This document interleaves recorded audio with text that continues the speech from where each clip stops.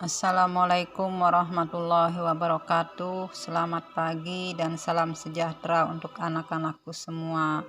Bagaimana kabarnya anak-anakku pada pagi hari ini? Semoga senantiasa sehat dan tetap semangat ya. Oke anak-anakku, sebelum kita mulai pembelajaran kita pada pagi hari ini, marilah kita bersama-sama berdoa menurut agama dan kepercayaannya masing-masing. Anak-anakku, pembelajaran kita pada pagi hari ini yaitu tentang pelestarian hewan dan tumbuhan. Di sini adalah pengaruh kegiatan manusia terhadap lingkungan. Anak-anak, bertambahnya jumlah penduduk menjadi penyebab utama berkurangnya hutan tempat hidup berbagai hewan. Pembangunan gedung dan perumahan menjadi penyebab menyingkirnya hewan tersebut dari habitat aslinya. Perburuan liar mengakibatkan hewan tersebut berada di ambang kemusnahan. Terdapat 850.000 jenis hewan di dunia ini. Hewan-hewan tersebut ada yang masih banyak jumlahnya dan ada yang jumlahnya tinggal sedikit. Hewan yang tinggal sedikit ini dikhawatirkan akan punah. Nah, inilah penyebab daripada terjadinya kerusakan hutan. Apa anak-anak? Bisa dilihat di gambar ya.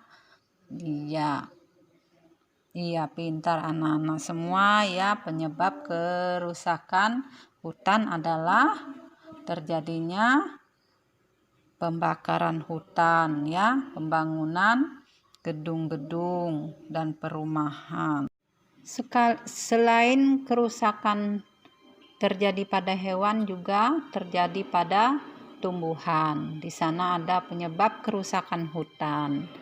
Ya, ada faktor yang menyebabkan terjadinya kerusakan hutan, yaitu ya faktor yang disebabkan oleh manusia dan faktor yang disebabkan oleh alam. Jika oleh alam, ya bisa saja karena gempa bumi, gunung meletus, banjir, tanah longsor, atau badai. Sedangkan penyebab kerusakan hutan yang disebabkan oleh manusia yaitu adanya ladang berpindah, penebangan liar, penebangan oleh pemilik HPH, ya, dan illegal logging. Illegal logging itu apa, anak-anak?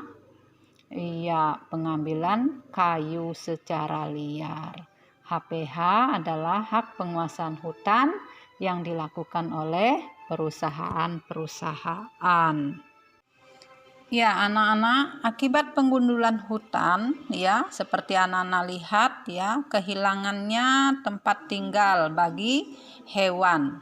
Kemudian global warming atau pemanasan global. Apa itu pemanasan global? Yaitu meningkatnya suhu rata-rata atmosfer yang terdiri dari laut ya, darat ya, atau bumi, dan lapisan-lapisan atmosfer ya.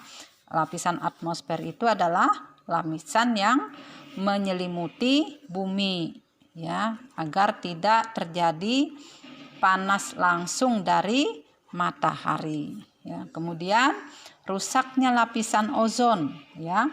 Lapisan ozon itu apa, anak-anak? Iya, lapisan ozon itu adalah lapisan atmosfer di atas permukaan bumi.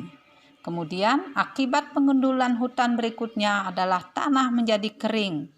Ya, musim menjadi tidak menentu, ya. Seharusnya sekarang ini adalah musim kemarau, tapi ternyata musim hujan. Ya, itu adalah akibat dari penggundulan hutan. Kemudian anak-anak lihat di sana ya, hewan dan tumbuhan akan kehilangan tempat tinggal. Ya, anak-anak, bagaimana cara untuk menjaga ya kelestarian hutan ya, supaya hutannya tetap lestari ya, tetap ada ya, yaitu dengan cara melakukan reboisasi atau penghijauan ya, menanam kembali ya hutan-hutan yang gundul. Kemudian membuat undang-undang tentang illegal logging dan perburuan. Jadi di sana dalam undang-undang ya disebutkan bahwa dilarang untuk melakukan illegal logging dan berburu hewan-hewan ya. Kemudian membuat perlindungan hewan dan tumbuhan langka. Jadi ada beberapa tempat marga satwa ya untuk melindungi hewan-hewan yang sudah mulai punah atau langka. Nah, anak-anak, apakah yang dimaksud dengan perburuan liar? Perburuan liar adalah pengambilan hewan dan tanaman liar secara ilegal atau secara bebas dan bertentangan dengan peraturan konservasi serta manajemen kehidupan liar.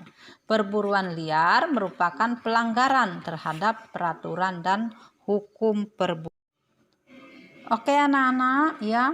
Nah, ini adalah beberapa contoh hewan yang sering kali diburu oleh manusia.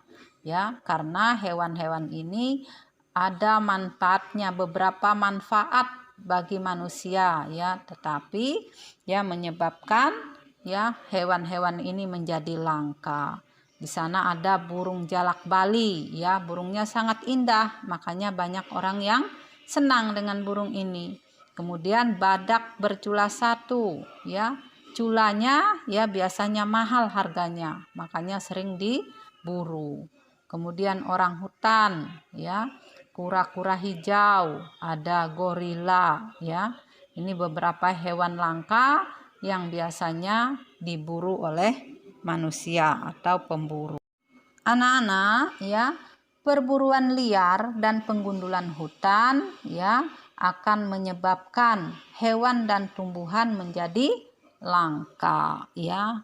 Nah, membuat suaka marga satwa ya menjadi langka.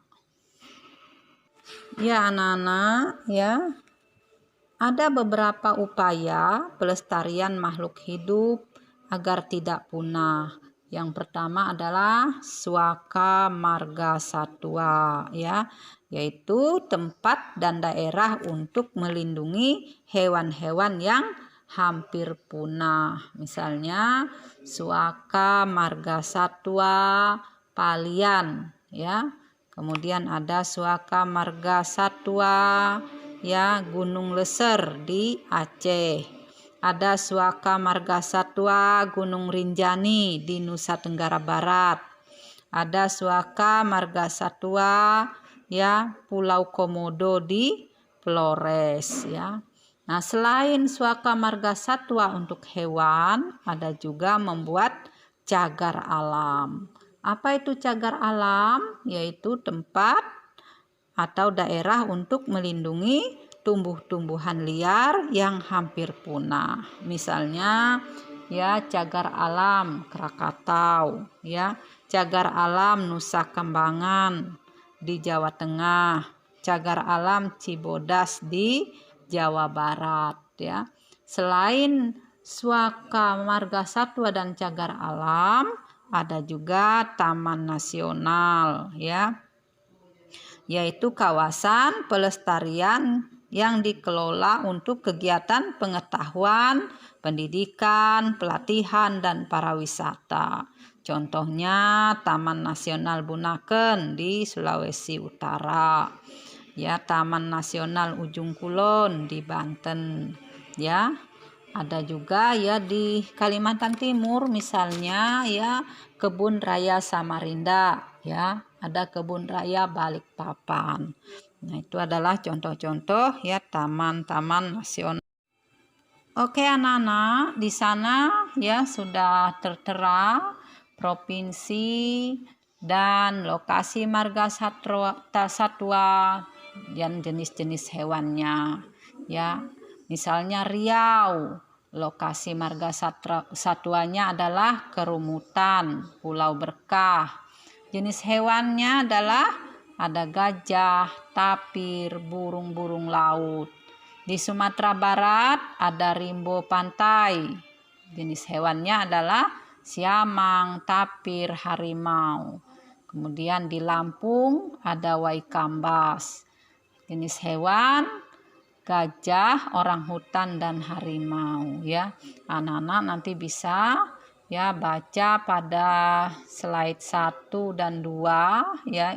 Slide 2 adalah lokasi marga satwa, jenis hewannya. Jadi di seluruh wilayah Indonesia itu ada lokasi marga satwa.